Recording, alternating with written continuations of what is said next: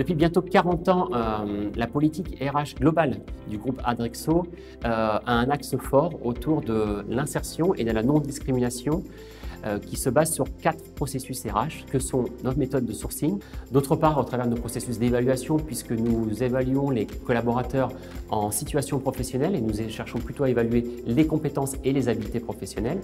Ensuite, nos processus de sélection, et dans le cadre de ce projet, qui s'effectue donc sans CV, sans diplôme, mais justement à partir des tests faits sur les mises en situation professionnelle. Et enfin, dernière étape, l'intégration.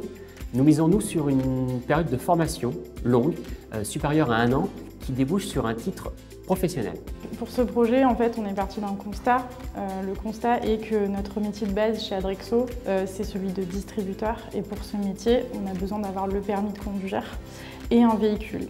Donc on est parti d'une POE pour découvrir les habiletés des gens et les former au code de l'entreprise en leur donnant une remise à niveau en français pour qu'ils puissent intégrer l'entreprise derrière et suivre les cours.